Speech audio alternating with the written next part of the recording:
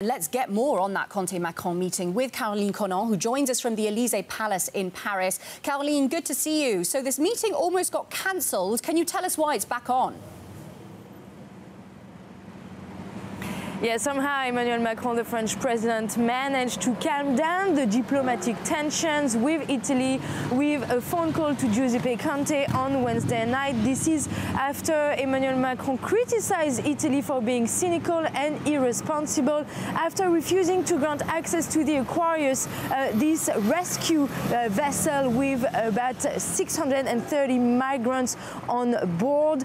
Macron told Giuseppe Conte on the phone on Wednesday these comments were not meant to be offensive for Italy, and he will look for EU solutions to be presented at the EU summit at the end of June. So we will see, obviously, what are these new solutions that Macron is thinking of. But if you look at the numbers, we had this EU-Turkey agreement in 2016, which reduced the numbers to Greece, and we had another similar agreement between Libya, Italy, and the EU last year, which actually has divided the number of arrivals to Italy by 5, but Italy still has the highest burden in the EU, with more than 15,000 arrivals since the beginning of this year.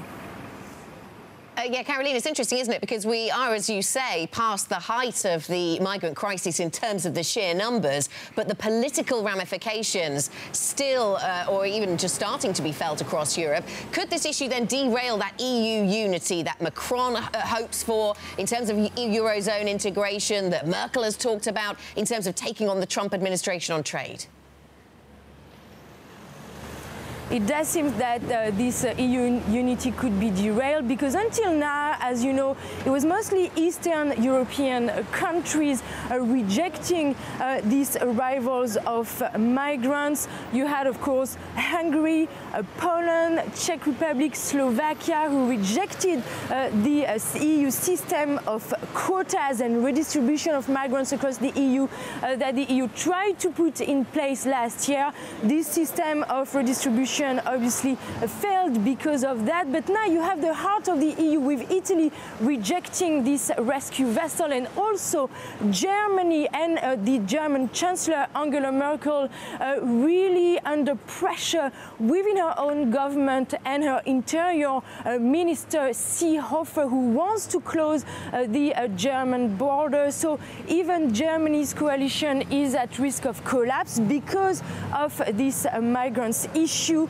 Of course, that means that at the EU summit in a couple of weeks from now, they really have to come up with new solutions in order to share this burden. And Macron's hopes to really strengthen the Eurozone may not be on the top of the agenda until this migrants issue is really resolved.